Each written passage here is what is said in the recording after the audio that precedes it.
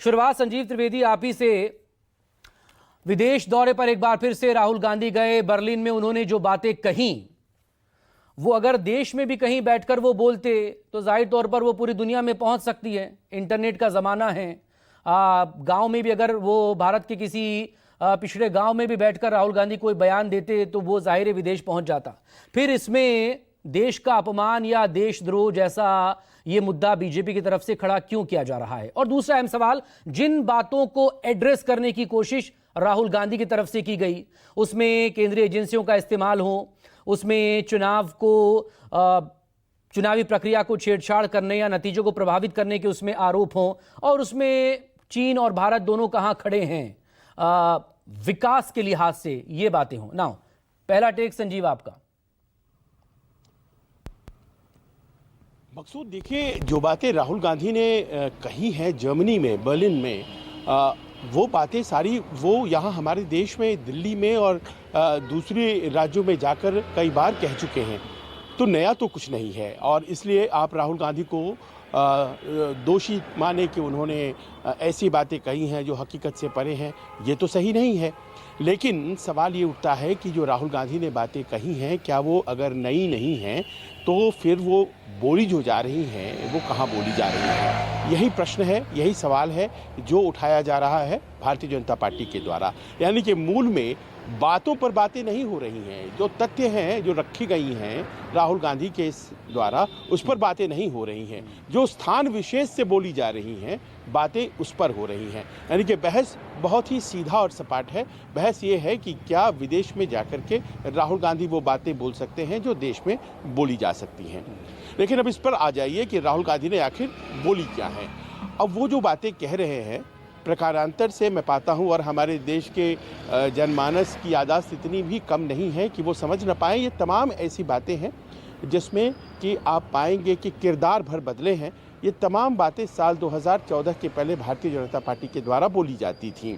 कुछ बातें हैं जो राहुल गांधी की नहीं है, जिनसे कि सहमत होना पड़ेगा। जैसे मैन्युफैक्चरिंग के क्षेत्र में चीन जिस अप्रत्याशित गति से आगे बढ़ा है, तो उसके लिए आखिरकार क्या भारत एक विकल्प हो सकता था? और अगर ऐसा नहीं हुआ तो गलती किसकी है? और इसमें जाहिर है कि वो मौजूदा सरकार की भी गलती है और वो कांग्रेस सरकार की भी गलती है, क्योंकि मैन्युफैक्चरिंग का इतना बड़ा हब बन जाना चीन के लिए किसी एक साल में या एक दशक में तो संभव नहीं हुआ होगा। इसीलिए ये जिम्मेदारी सिर्फ एक सरकार के ऊपर डाल देने से विपक्ष के नेता बरी नहीं हो जाते हैं। अब प्रश्न यहाँ दूसरा है कि उनकी जो दूसरी बातें हैं उनकी विवेचना कर लीजिए, तो आप पाएंगे कि साल 2014 के पहले ईवीएम पर सवाल भारतीय जनता पार्टी ने उठाई थी। ये बात सच है।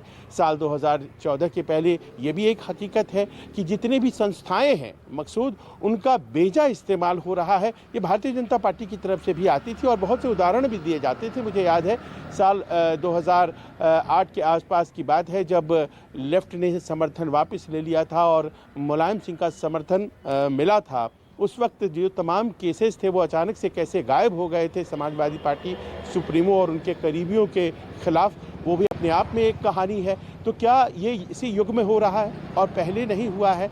प्रश्न यही है कि देखिए, हर काल में बस पात्र और किरदार बदल रहे हैं, बातें वही हैं।